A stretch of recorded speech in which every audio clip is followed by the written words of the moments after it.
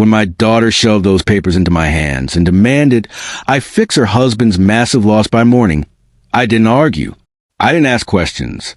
I nodded, agreed, and stayed quiet. Hours later, I boarded a flight without telling anyone.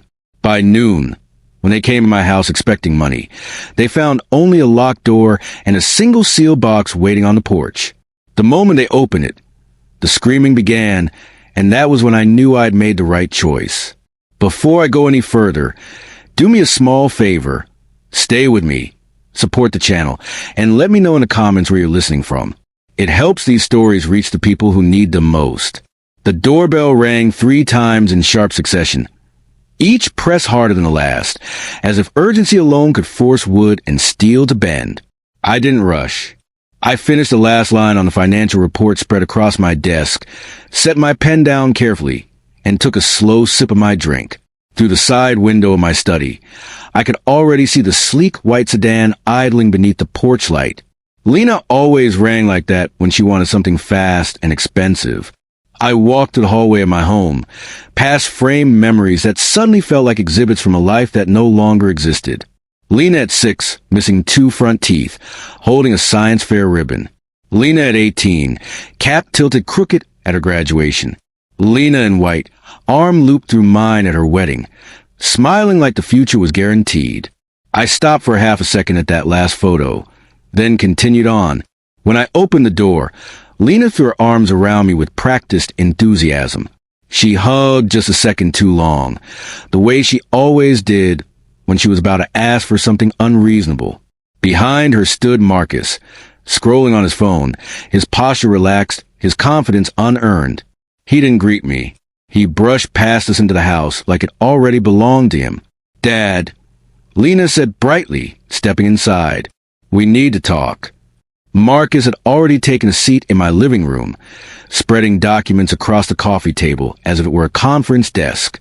My table, Lena perched on the edge of the sofa, fingers twisting around the necklace I'd given her years ago. That was her habit when she was nervous or lying. "Can I get you anything?" I asked. "Water, coffee, time." "No," Marcus said without looking up. "Let's not waste it." The words landed heavier than they should have, not because they were rude, but because they were revealing. I sat across from them and waited. Lena inhaled sharply. "Dad, we wouldn't be here if it wasn't serious. You know that." I nodded. "What happened?"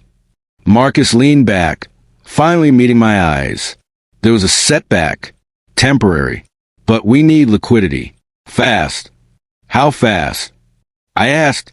Lena slid the folder toward me. "Thick. Too thick." I opened it slowly, already feeling the pressure behind my eyes. The number sat there in bold print, unapologetic. 500,000. Not a proposal. Not a plan. A demand disguised as urgency. "I want it settled by morning," Lena said quickly. "No delays." Marcus added, calm as a man ordering dessert, "and no excuses." The room went quiet except for the ticking of the clock on the wall. I could hear my own heartbeat, steady but deliberate. I didn't react. I didn't ask how. I didn't ask why. I didn't remind them of the last time, or the time before that, or all the times I'd stepped in, smoothed things over, written checks where boundaries should have been. I simply closed the folder. "Fine," I said. Relief washed over Lena's face, so quickly it almost startled me. She smiled, already celebrating. Marcus stood and extended his hand, gripping mine firmly, too firmly. "Knew you'd do the right thing," he said. They left minutes later, already discussing plans, already spending money that hadn't moved yet. I watched their car disappear down the street before I locked the door. Then I made my first call. The rest of the night passed with quiet efficiency. No shouting, no packing frenzy, just decisions finally being carried out. I gathered documents that had sat untouched for years. I made arrangements that should have been made long ago. I chose what to take and what to leave behind. 4 hours later, I was at the airport. The terminal was calm in that strange, early morning way.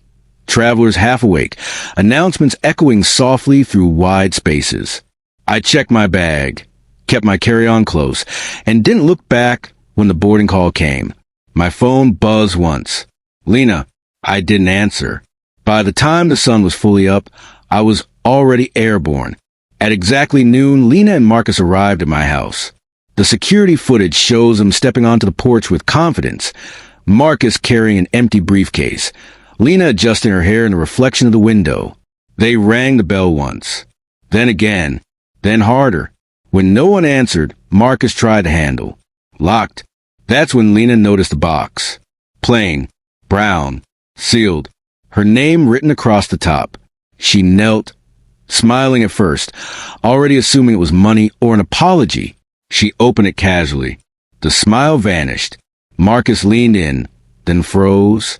What followed wasn't anger at first. It was disbelief, paper scattering, voices rising, the sound of something breaking, as the truth landed all at once. And miles away, somewhere above the clouds, I sat back in my seat, closed my eyes, and finally let the silence do what it should have done years ago. The screaming didn't reach me directly. It never does. Consequences rarely announce themselves to the people who finally choose silence. I learned about what happened next the way I learned most things about my daughter's life. Through recording secondhand accounts, and the careful summaries of people paid to notice details others miss. But to understand why that box mattered, you need to understand what led up to it. Lena had been slipping away from me for years, though at the time I called it growing up. Independence, I told myself. Marriage. New priorities. It was easier than admitting that every conversation had slowly turned into a transaction. Every visit came with an ask. Every compliment softened the ground for a demand. Marcus accelerated that change. From the beginning, he treated money like something that simply appeared when needed. He spoke in confidence and forecasts, in opportunities and timing. He called himself an innovator, an investor, a builder. He never called himself responsible. I paid for their wedding without complaint. When they bought their house in Silvercrest Heights, I covered the down payment. When Marcus's first venture hit turbulence, I wired funds. When the second one needed a bridge, I signed. Each time, I told myself it was the last. Each time I was wrong.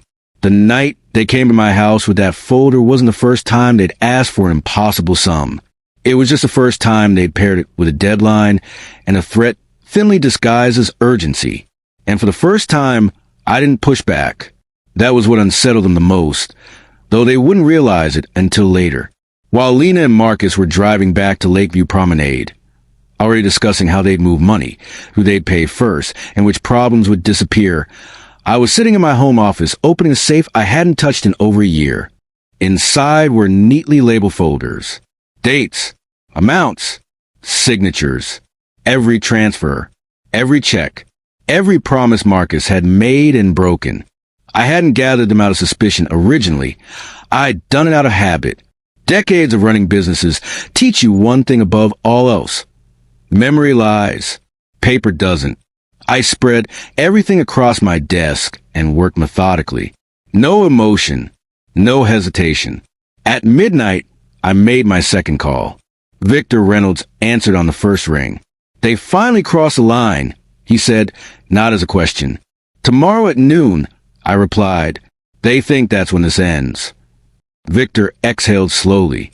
Then tonight is when it actually begins. By the time I hung up, the house felt different.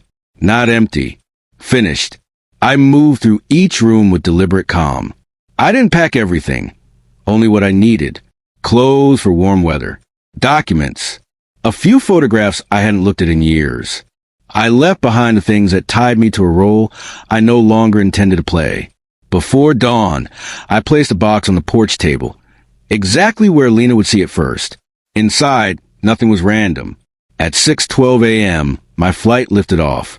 At 11:58 a.m., Lena's phone buzzed with the first alert. It wasn't from me. It was from her bank. A declined transaction. At 12:01 p.m., Marcus tried again.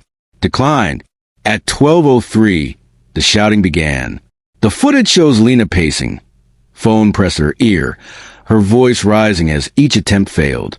Marcus stopped pretending calm. He yanked papers from a box, flipping through them with growing panic. The first document was the house deed. The second was a complete accounting of every dollar I'd transferred to them over the last 8 years. The third was a legal notice Victor had prepared months earlier, just in case I ever stopped hoping things would improve. Lena dropped the papers as if they'd burned her. Marcus didn't scream at first. He went quiet. Too quiet. That's when fear replaces anger. Neighbors noticed. Mrs. Whitman from across the street stepped outside, phone in hand, pretending to water her plants while recording everything. Marcus finally snapped. He threw the empty briefcase against my door. It bounced uselessly and fell open, exposing nothing. Lena collapsed onto the porch steps, sobbing, not the controlled tears she used on me, but something raw and panicked. At 12:27, the first real call came in. Victor forwarded me the timestamp later. It was Marcus, calling a number he shouldn't have needed if my money had arrived. The conversation was short. I didn't hear the words, but I didn't need to. Marcus's posture said enough. He paced. He gestured wildly. He ran a hand through his hair and then froze. Whatever he'd been promised before no longer applied. By the time Lena noticed the final envelope at the bottom of the box, her hands were shaking. She opened at last. Inside was a single page in my handwriting. You asked for silence. This is it. The sound she made then wasn't screaming. It was something smaller. Something that breaks inward. At the airport bar, I watched the sun rise over the runway and felt nothing but relief. My phone stayed off. Behind me, a television played muted news. In front of me, a boarding pass waited patiently on the counter. I didn't know exactly how far the fallout would spread yet, but I knew one thing with certainty. They would never look at a closed door or a sealed box the same way again. The first night after I landed, sleep came easily. That surprised me. I'd expected guilt to keep me awake, memories to surface uninvited, second thoughts to claw their way back in. Instead, the quiet settled into me like something familiar, like the kind of silence that follows a long illness when the fever finally breaks. I woke before sunrise to the sound of waves instead of notifications. No doorbells. No demands.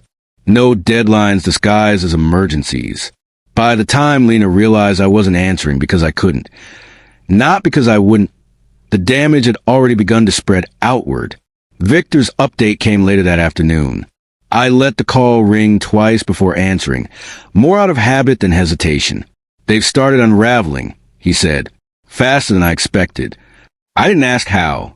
I knew better than to interrupt a man who had spent decades watching consequences unfold. Lena went to the bank first, Victor continued. In person, she thought it was a mistake, a system glitch, something reversible. And when it wasn't, she argued, then cried, then demanded to see a manager. I picture it easily. Lena had always believed escalation could replace preparation. If you pushed hard enough, someone would bend. Someone always had. Until now, Marcus tried to salvage it. Victor went on, called everyone he could think of. Investors, friends, people he hasn't spoken to in years. None of them answered. A few did and declined. I leaned back in my chair, listening to the surf beyond the balcony. And the box? I asked. Victor paused. They read it. All of it. That box hadn't just been an explanation. It had been a mirror, one they couldn't look away from. Victor described the scene as it had been relayed to him. Lena sitting on the porch lawn after Marcus stormed off to make calls. Papers scattered around her like the aftermath of a storm. Neighbors watching from behind curtains. Phones recording. Whispers starting. By mid-afternoon, the story had already begun to circulate. Not the full truth, never that, but enough fragments to stain reputations. Something about a father disappearing. Something about money. Something about a sealed box and a locked door. People fill in the blanks with whatever confirms their assumptions. Marcus tried to control the narrative. He always did.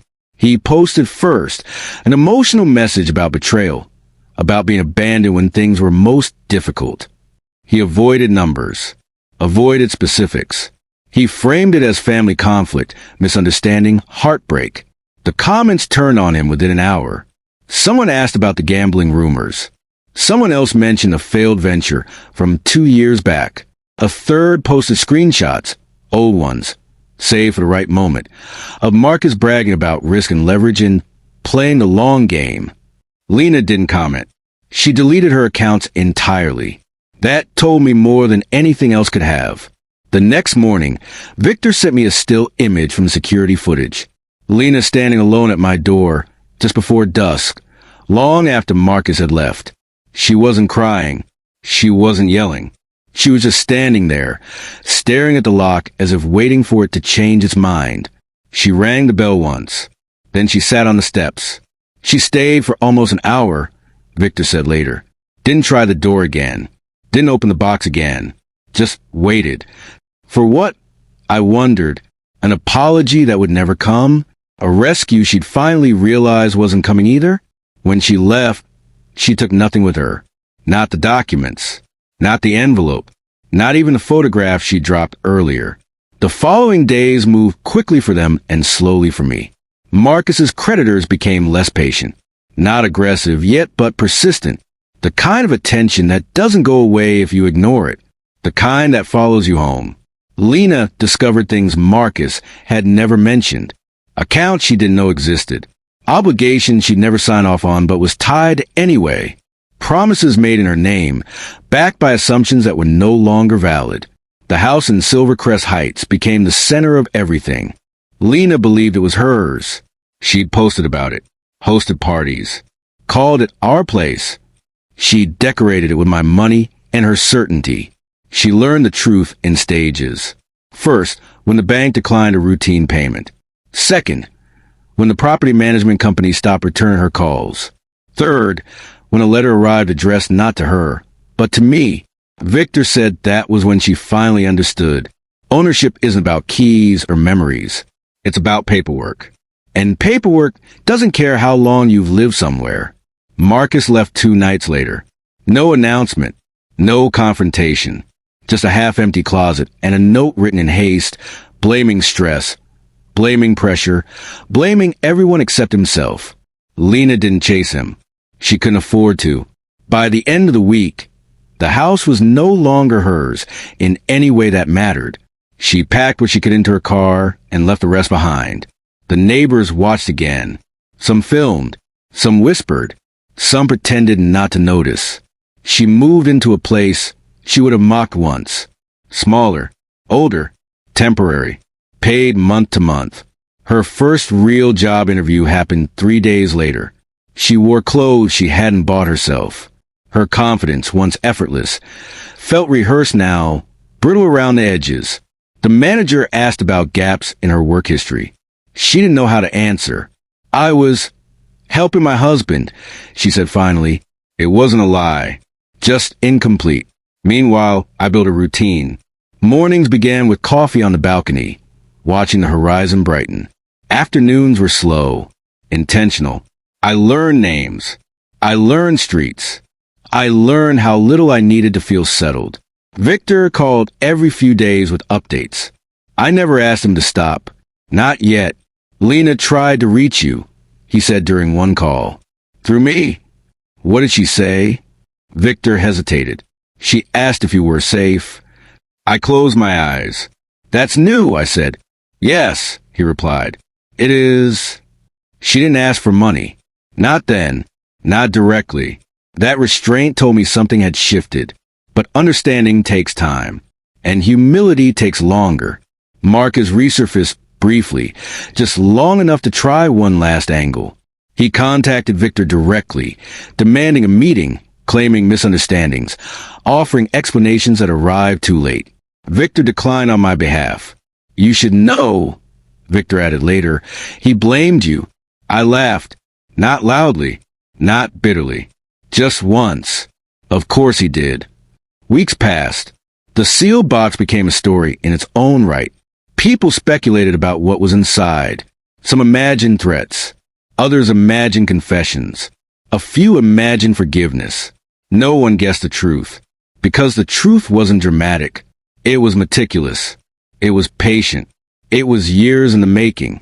One evening, As the sun dipped low and the air cooled, my phone buzzed an unfamiliar number.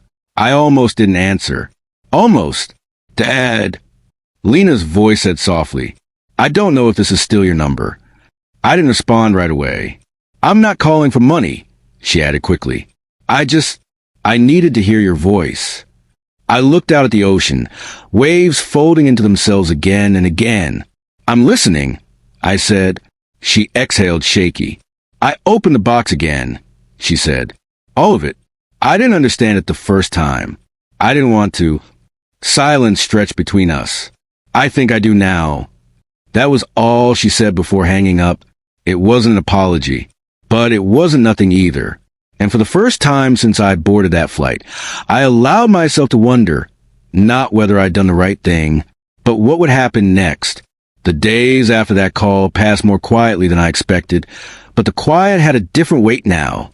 It wasn't the clean, liberating silence I'd felt when I first left. It was heavier, layered with awareness. Lena had finally looked into the box, not as a disappointed child, but as someone standing in the ruins of her own choices. Victor called 2 days later. She started sorting through it, he said. Not just reading. Understanding. Meaning, she asked for copies. Of everything. She's making lists. Debts. Obligations. What's real and what isn't. I leaned back in my chair and let that sink in. Lena had never been a list maker. She was an improviser. A believer in momentum. The kind of person who assumed problems could always be pushed into tomorrow. That's new, I said. Yes, Victor replied. Very. Marcus, on the other hand, was unraveling. Without my money acting as insulation, his world had shrunk rapidly. Friends who'd once laughed at his stories now avoided his calls. Business associates who'd praised his vision suddenly required collateral. The people he owed no longer spoke in metaphors. He tried charm, then intimidation, then desperation. None of it worked. By the end of that week, his name was circulating in places where reputation matters and forgiveness doesn't. Not publicly, not yet, but enough that doors were quietly closing. Lena discovered more than she'd expected. Accounts opened without her knowledge. Loans signed in good faith and misused. Lines of credit she'd assumed were inactive, maxed out months ago. Each discovery chipped away at the image she'd built of her marriage. The worst part wasn't the money. It was the realization that she defended him. Repeatedly. Loudly. To me. She really believed him, Victor said during one call. Even when the evidence was thin. I know, I replied. Belief can be expensive. One afternoon, Victor forwarded me a transcript from a meeting Lena had attended alone. A consultation she'd scheduled without Marcus's knowledge. She asked questions carefully, took notes, listened more than she spoke. When the advisor explained the full scope of her situation, Lena didn't cry. She nodded, and that, more than anything, unsettled Victor. People cry when they think something can still be fixed, he said. She didn't. The house in Silvercrest Heights became officially out of reach the following week. Locks changed. Access revoked. The last of Lena's belongings boxed up by strangers and placed in storage under a name that wasn't hers. She stood in the driveway when it happened. Victor had a witness statement from Mrs. Whitman again. She didn't argue, Mrs. Whitman reported, just stood there with her arms crossed, like she was waiting for it. Waiting for what? For the punishment to finish? For the universe to stop taking? Marcus tried to come back that night. He showed up unannounced at Lena's new place, angry and frantic. He blamed her. He blamed me. He blamed the timing, the market, the people he said had misled him. Lena listened. Then she closed the door. He pounded on it until a neighbor threatened to call the police. That was the last time she saw him in person. A few days later, she found the final document in the box, the one she hadn't noticed before, because she hadn't wanted to. It was a simple page. No legal language. No signatures. Just a timeline. Dates. Amounts. Notes in my handwriting. The first transfer I'd ever made for her. Labeled emergency. The second. Last time. The third. Absolutely final. And then the truth. There were no more last times after that. Just variations of the same lie we both told ourselves. At the bottom, one line. Silence is not abandonment. It's the boundary you refuse to hear. She sat on the floor of her small apartment with that page in her hands for a long time. Victor said she didn't move until the sun went down. The next morning, Lena went back to work. Not to ask for favors. Not to call in sick. She showed up early, volunteered for a double shift, and stayed quiet. People noticed, not because she was loud, but because she wasn't. The version of Lena who filled rooms had vanished. In her place was someone smaller, slower, more careful. She stopped wearing the jewelry I bought her, sold most of it quietly, used the money to cover rent, groceries, the basics she'd never had to think about before. The first time she paid a bill entirely with her own money, she stared at the receipt for several minutes. Victor told me that too. She kept it, he said, folded it carefully, put it in her bag. That mattered more to me than any apology ever could have. Meanwhile, my own days settled into rhythm. I learned the streets of San Aurelio by heart. The cafe owner who remembered my order. The fisherman who waved every morning even though we never spoke. The slow certainty that no one here expected anything from me beyond politeness. At night, I slept without waking. One evening, Victor called later than usual. "Marcus is gone," he said. "Gone how?" "Left town. Didn't tell anyone. No forwarding address. He sold what he could and disappeared." I felt nothing at first. Then, unexpectedly, relief. Not for myself. For Lena. He left her with everything. Victor added. Debt. Mess. Consequences. "Yes," I said quietly. "But also clarity." Victor hesitated. "She asked about you again." "What did she ask?" "If you plan to come back." I looked out at the dark water, reflecting distant lights. "Tell her I don't know," I said, and that's the truth. The box remained on my porch for days after they'd opened it. Neighbors passed it like an object they didn't want to touch. Eventually, Victor arranged to have it collected. Lena never asked for it back. She didn't need to. She was living it now. Weeks later, another call came, this one unexpected. "Dad," Lena said, her voice steadier than before. "I found something." "What?" "The note, the one at the bottom, about silence." I didn't respond. I think you weren't trying to punish me," she continued. "You were trying to stop me." I closed my eyes. "Yes," I said. "I was."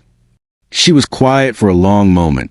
"I don't know if I can forgive you yet," she admitted. "I'm not asking you to," I replied, "but I think I finally understand why you left." Understanding doesn't rebuild trust, but it opens a door for something else, something harder, something earned. When the call ended, I sat there long after the screen went dark, aware that the story wasn't finished yet. Not for her, not for me, and not for the consequences, still moving quietly, patiently, toward the people who thought pressure was power, and silence meant weakness.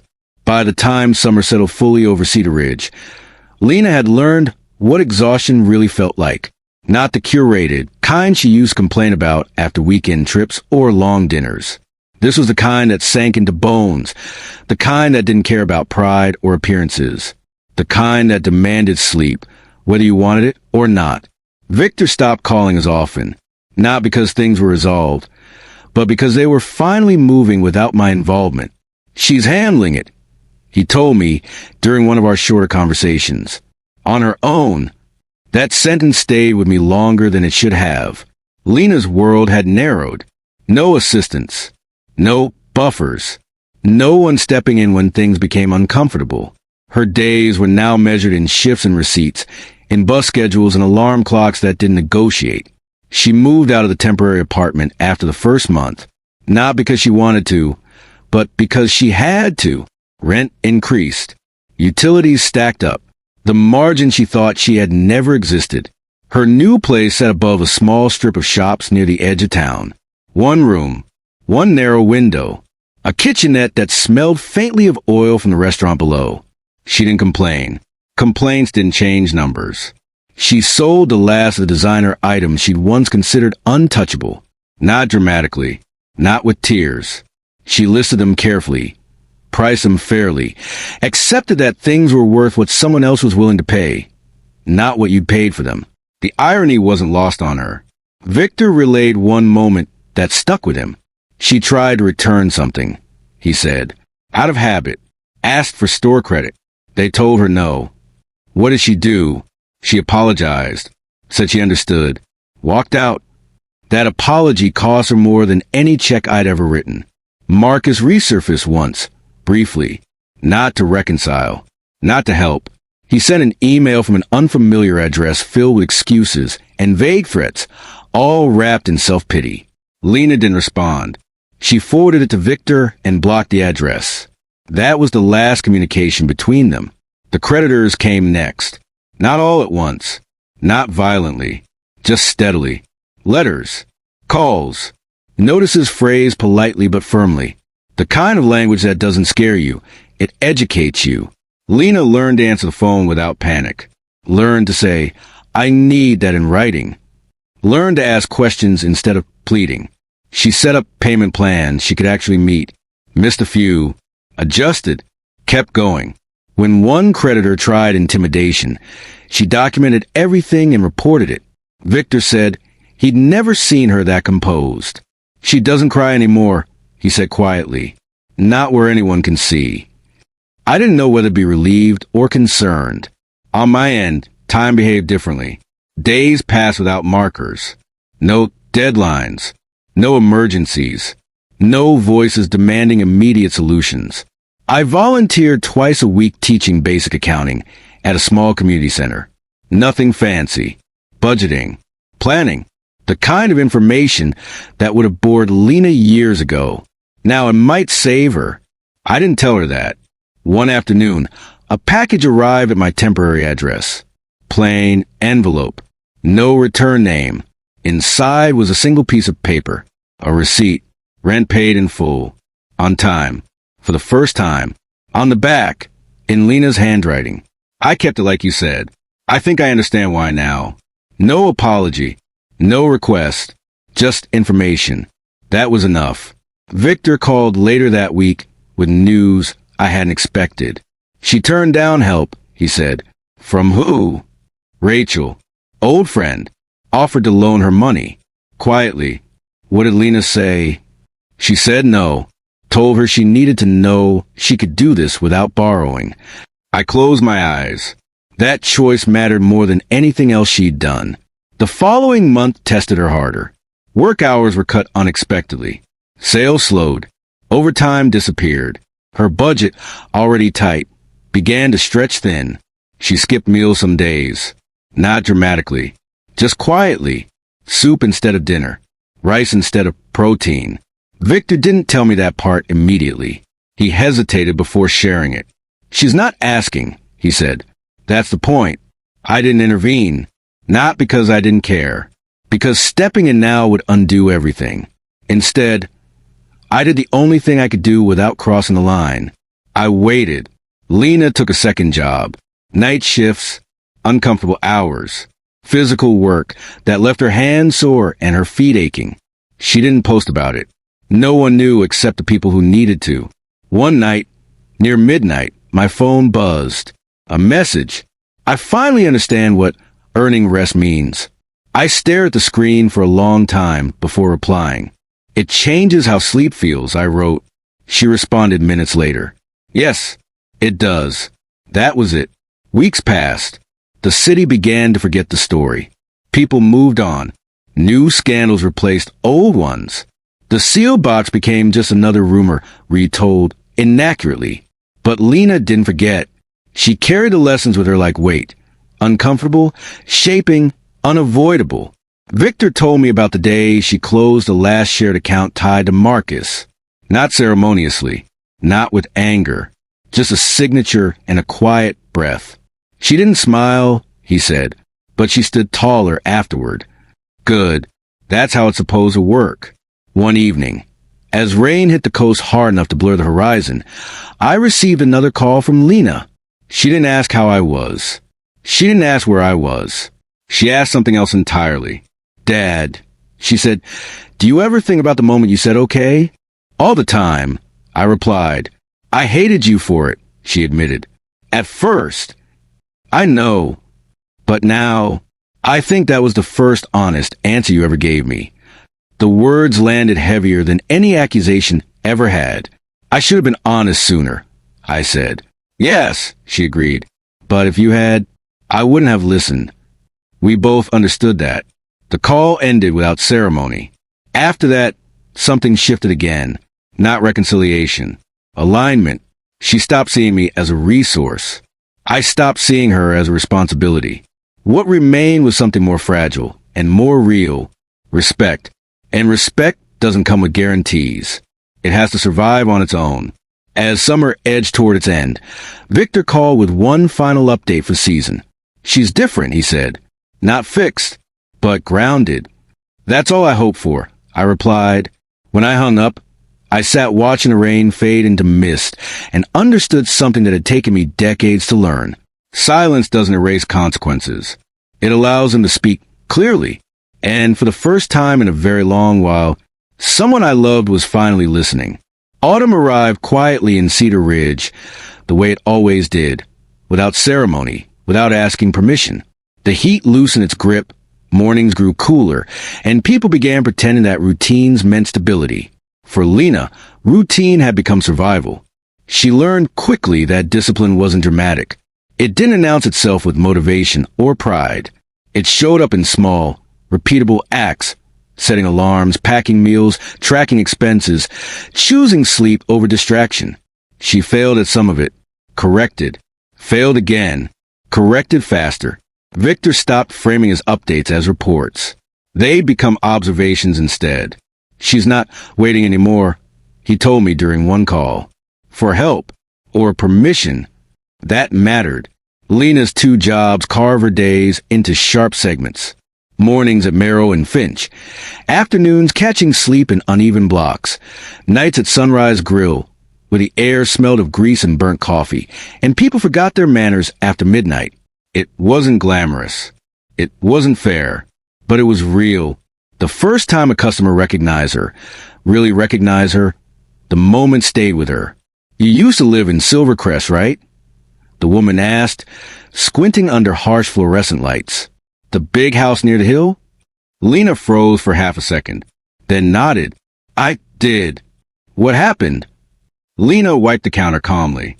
I moved. That was it. No explanation. No defense.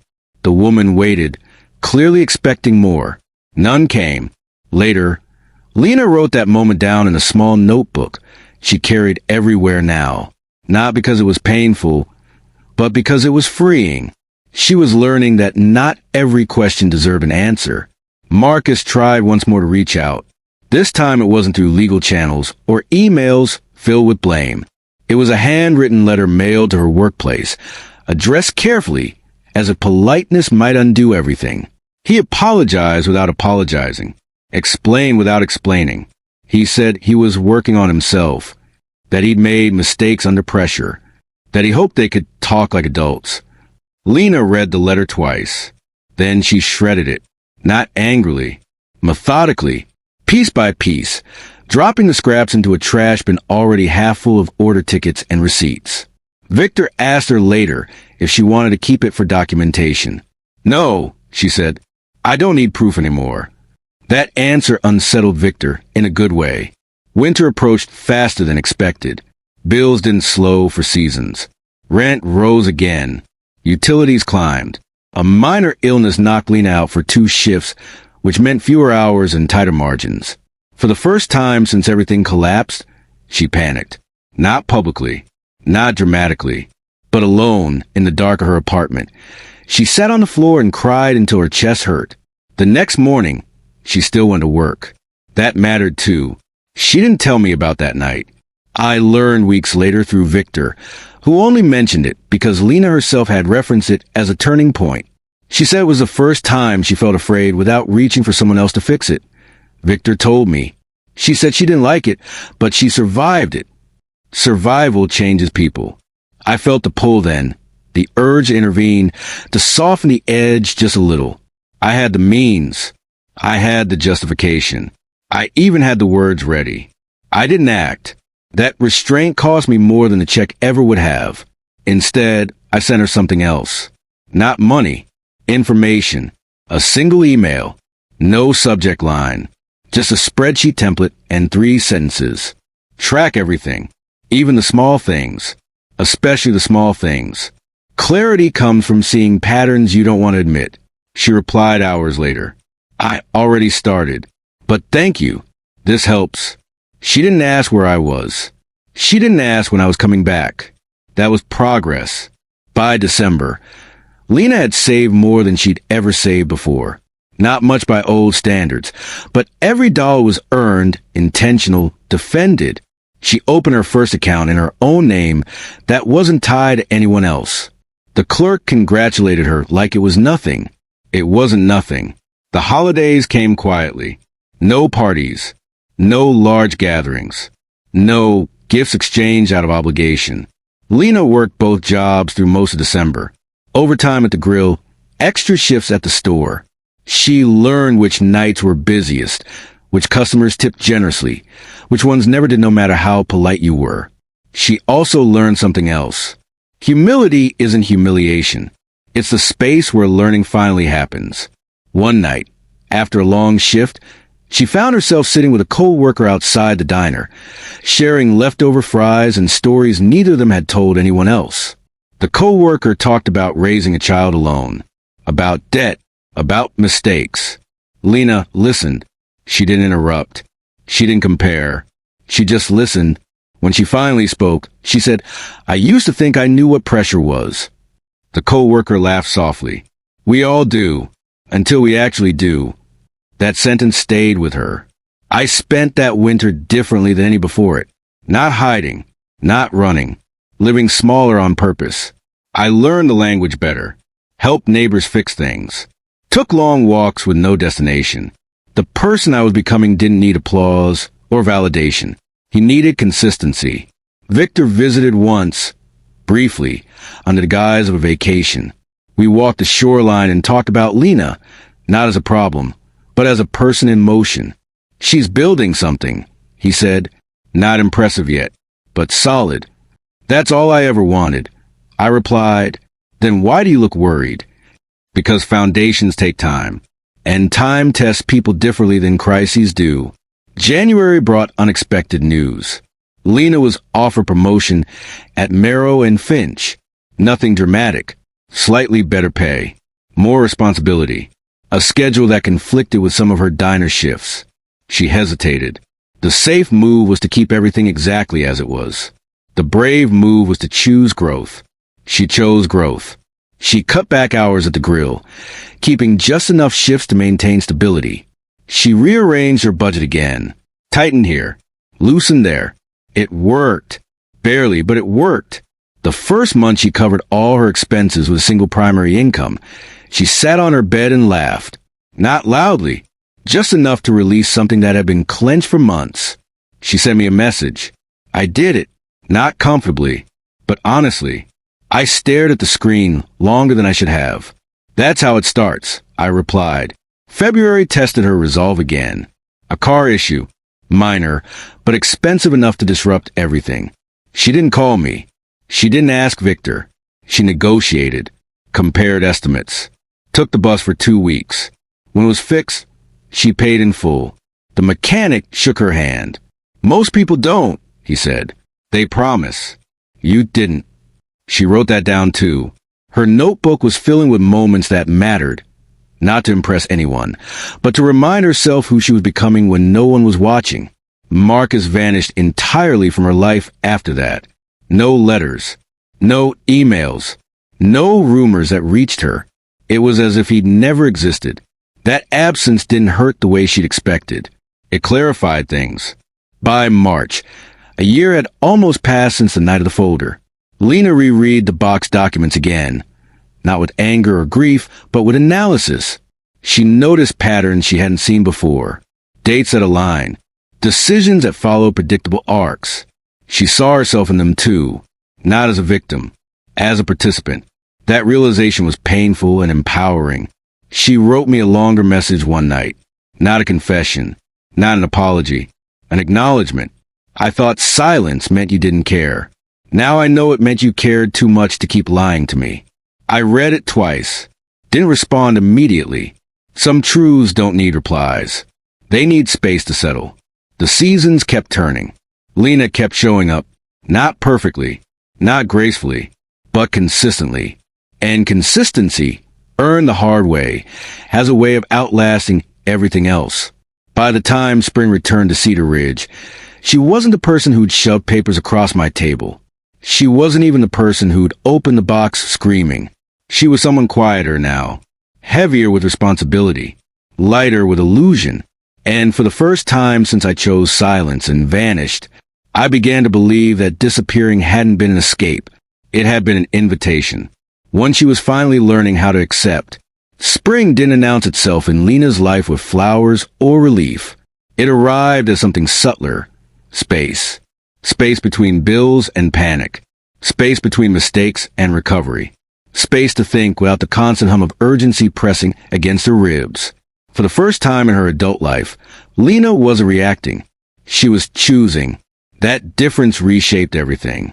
She started waking before her alarm, not out of anxiety, but because her body had adjusted to responsibility. Mornings became quiet rituals instead of rush escapes. Coffee brewed at home. Notes checked. Lunch packed with deliberate care. These small acts, repeated daily, began to rebuild something she hadn't realized she'd lost. Trust in herself. At Merrill and Finch, the promotion brought scrutiny. Expectations were clearer now, less forgiving. She couldn't charm her way through errors. She couldn't deflect. She learned procedures. Learned how to manage conflict without shrinking or flaring. When a co-worker missed shifts, Lena covered. Not because she wanted approval, but because she understood systems now. One absence rippled outward. Her manager noticed. Not with praise. With reliance. That was better. At Sunrise Grill, she kept only weekend shifts. The environment hadn't changed. The grease, the noise, the late-night chaos. But Lena had. She no longer took comments personally. When a customer snapped, she didn't absorb it. She completed the order. Moved on. Boundaries weren't something she declared. They were something she practiced. One night, a man tried to flirt aggressively, assuming the uniform meant availability. Lena shut it down calmly, firmly, without apology. The manager backed her, without hesitation. She wrote that down later, too. Respect doesn't always announce itself, she noted. Sometimes it shows up quietly when you expect it least. Victor stopped checking in altogether around that time. Not because he didn't care. Because he wasn't needed anymore. That silence from him, from me, was no longer abandonment. It had become confirmation. Lena's finances stabilized enough for her to plan beyond the next week. Not dreams, plans. She mapped out months. Not to impress herself, but to protect herself. She began reading. Not motivational books. Practical ones. Budgeting. Negotiation. Consumer law.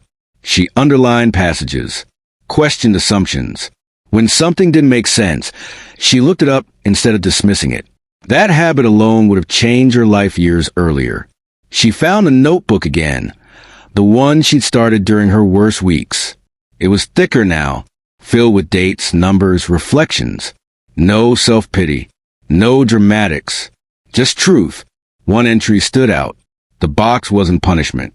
It was inventory. That understanding didn't arrive all at once. It grew slowly, through repetition, through exhaustion, through choices made without backup. The day she paid off her smallest remaining debt, she didn't celebrate. She sat quietly at her kitchen table and recalculated everything. One obligation gone meant room for another goal. Progress wasn't exciting. It was steady. The first time Lena laughed freely, really laughed, caught her off guard. It happened during a break room conversation about something trivial.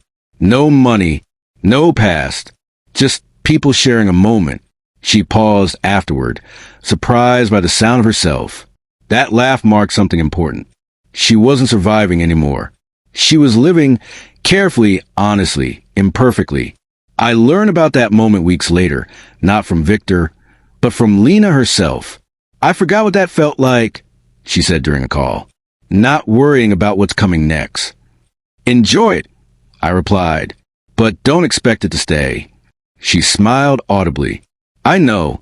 That's why it matters. We spoke more often then. Not daily. Not predictably. Conversations came without agendas. Sometimes short. Sometimes reflective. Always grounded. She asked questions, not about money, but about decisions. Why I'd chosen certain paths. What I'd regret if I could change one thing. I didn't soften my answers. I didn't dramatize them either. Most mistakes don't feel like mistakes when you're making them. I told her. They feel like shortcuts. She understood that now. The seal box had become something of a legend among people who half knew the story. Rumors persisted. Embellishments grew. Lena heard them occasionally, at work, through friends of friends. She never corrected them. The truth didn't need defense. One afternoon, she visited the house in Silvercrest Heights. Not to reclaim anything, just to see it. The new owners hadn't changed much yet.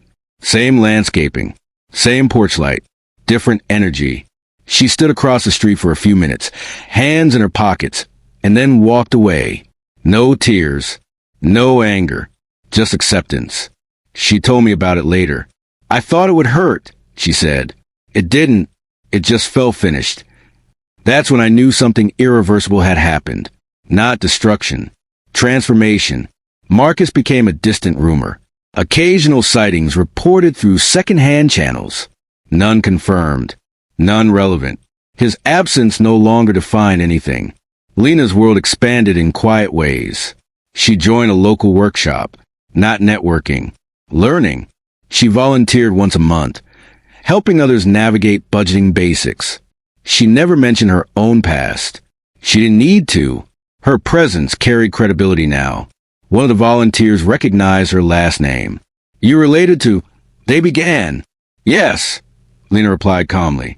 But I'm here for myself. The conversation moved on. Summer approached again. A full year since the night of the folder. Lena marked the date privately. She didn't dwell. She reviewed what she'd lost, what she'd learned, what she'd built without rescue. She sent me a message that day. I used to think disappearing was cruel. Now I know staying would have been worse. I didn't reply immediately. That night, I walked along the water and thought about timing.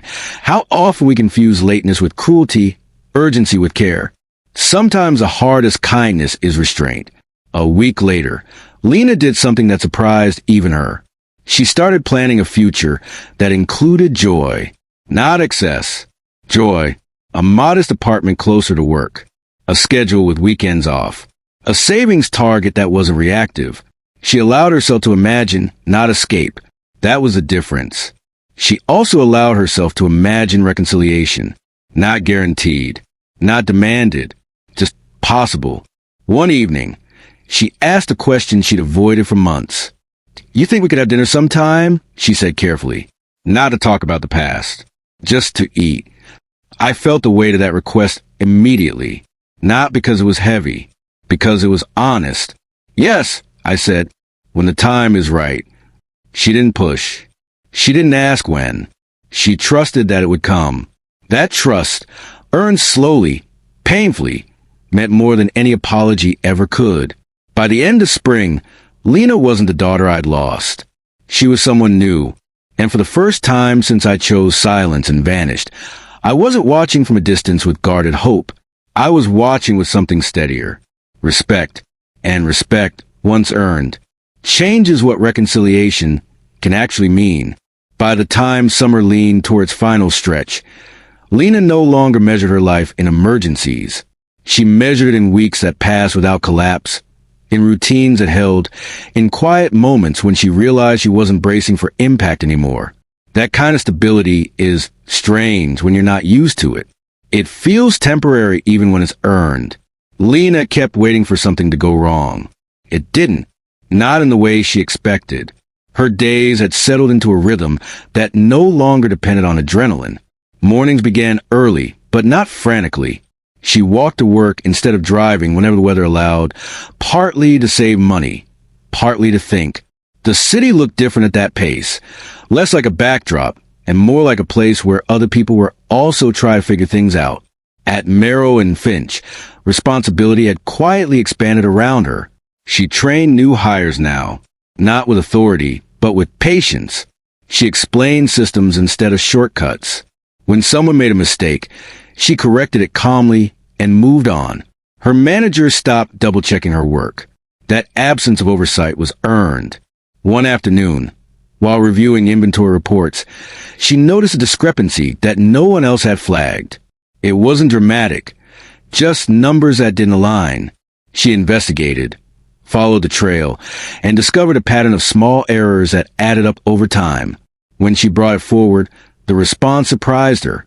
"Good catch," her manager said. "Most people don't look this closely." Lena nodded, a little embarrassed by the praise. She wasn't used to being noticed for diligence. In her old life, attention had come easily. Now, it arrived quietly through competence. She wrote that down later too. Being seen for effort feels different than being seen for status. At Sunrise Grill, she worked fewer shifts now, but she worked them fully. She noticed regulars, learned names, remembered preferences. It wasn't strategy, it was presence. One night, a woman sat alone at the counter long after her plate was empty. Lena didn't rush her, didn't hover, just refilled coffee when needed. Eventually, the woman spoke. "I'm leaving my husband tomorrow," she said softly, staring into her mug. "I don't know why I'm telling you." Lena didn't respond right away. She'd learned the value of silence. "Sometimes," she said finally, "you tell the truth to the first person who isn't invested in the outcome." The woman nodded, tears welling, and left a generous tip Lena hadn't expected. Lena didn't take that moment lightly. She didn't dramatize it. She simply understood that when you stop asking people for things, they sometimes trust you with what matters. That realization carried into other parts of her life. She began reconnecting with people she'd once dismissed. Not socially, honestly. Old friends she'd ignored when their lives stopped matching hers. Co-workers she once seen as background noise. Some welcomed her back cautiously. Some didn't. She accepted both. One weekend, she attended a small community workshop on financial planning. Not as a student this time, but as a volunteer. She helped people understand budgets, interest rates, basic protections. Nothing advanced, nothing impressive. But the questions people asked surprised her. How do I stop feeling ashamed about starting late? What if I mess it up again? What if I don't have anyone to help me? Lena answered as best she could, not with authority, but with lived experience. "You start where you are," she said to one man, "and you don't pretend it didn't matter how you got here." Afterward, one of the organizers approached her. "You have a way of explaining things," she said. "Have you ever thought about teaching this?" The question lingered with Lena longer than she expected. Teaching hadn't been part of her imagined future. She'd never thought of herself as someone with something to offer beyond consumption. Now, that idea felt outdated. She didn't commit to anything. She just listened. That night, she called me. "Do you ever feel like your life splits into before and after?" she asked. "Yes," I said. "And the before always feels unreal once you're far enough away." "I'm starting to forget how I used to think," she admitted. "That scares me a little." "That's normal," I replied. "Growth feels like loss when you don't recognize yourself yet." She was quiet for a moment. "I don't miss who I was," she said. "I just don't fully know who I'm becoming." "That part takes time," I told her, and repetition. We ended the call there. No advice, no reassurance. She didn't need it. As August wore on, something unexpected happened. Lena received a letter. Not from Marcus, not from a creditor, not from anyone demanding anything. It was from the storage facility. 1 unit, prepaid, paid in full through the end of the year. She stared at the address for a long time before recognizing it. North Point Storage, the unit I had left behind. She hadn't gone back since the early days. Not because she was afraid, but because she hadn't been ready. That afternoon, she took the bus across town. and stood in front of the metal door with the same key she'd nearly thrown away months earlier. She hesitated, then opened it. Inside were the things I'd saved without telling her. Childhood drawings, old report cards, photos she didn't remember posing for, letters she'd written as a teenager and forgotten entirely. At the back, carefully labeled, was a single envelope, not legal, not instructional, just a note. These are the parts of you that existed before money got loud. Keep what still fits. Leave the rest. She sat on the concrete floor for over an hour. She cried, but not in the way she used to. This wasn't grief. It was recognition. She took a few things, left most behind, locked the unit carefully before leaving. That night, she didn't call me. She didn't need to. The following week brought another test. A coworker asked for help, financial help. A loan. Small but urgent. Lena listened, asked questions, thought it through. Then she said no, not harshly, not defensively. I can help you figure out a plan, she offered instead. But I can't give you money. The co-worker looked disappointed, then thoughtful. Okay, she said. That's fair. Lena sat with that moment afterward, surprised by how solid it felt. Boundaries no longer terrified her. They clarified things. She wrote another note in her book, saying no doesn't make me cruel. It makes me honest. By late summer, the idea of dinner, just dinner, returned naturally to conversation. Not as a test, not as a negotiation, just a possibility. I'll be in the area for a conference, I said during one call. Would you like to meet? Yes, she replied immediately, then paused. I mean, yes, I would. We didn't set a date yet. We didn't rush it. Both of us understood that this wasn't about reclaiming something lost. It was about meeting each other where we were now. In the weeks leading up to that planned visit, Lena noticed something else. She was no longer angry. Not at Marcus. Not at me. Not even at herself.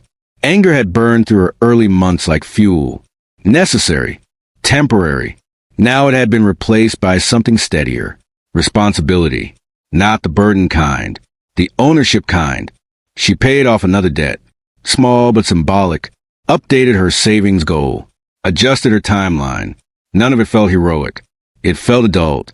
One evening, after closing the store, she stood outside under a fading sky and realized she was content. Not ecstatic. Content. That realization scared her more than chaos ever had. Contentment meant nothing dramatic was happening. No rescues. No collapses. No climactic moments. Just life. She smiled to herself, then shook her head. This is what I used to run from, she thought. She texted me a single line that night. I think I finally understand why you didn't come back right away. I read it once. Then again. Then put the phone down and watched the ocean until horizon disappeared into dark. Because some understandings don't need acknowledgement. They need to be lived. And Lena was living hers, one deliberate choice at a time, as the distance between who she'd been and who she was becoming finally began to feel less like a wound and more like a bridge. The flight back felt different from the one that had carried me away months earlier. There was no urgency in my chest, no sense of escape. This time, I wasn't running from pressure. I was walking toward a moment that had earned its place. I landed in Cedar Ridge on a quiet afternoon, the kind where the airport feels almost reflective, like it knows travelers arrive carrying more than luggage. I didn't tell Lena the exact time. I wanted to see her life as it was, not as she might arrange it for me. I checked into a modest hotel near Willowgate Mall. Nothing extravagant, nothing symbolic, just a place to sleep. That evening I walked, past storefronts, cafes, people living ordinary lives. I passed Merrow and Finch without going in, watched through the glass as Lena moved across the floor with calm purpose. She spoke to a customer, listened carefully, smiled, not performatively, not desperately. When she laughed, it wasn't loud, but it was real. I didn't interrupt. Not yet. We'd agreed on dinner the following night. Neutral ground. No old haunts. No memory-laden restaurants. Just a small place she'd chosen because it was affordable and good. When I arrived the next evening, she was already there. She stood when she saw me, hesitated, then stepped forward and hugged me. Not the old hug, not the calculated one. This was brief, firm, present. "You look lighter," she said.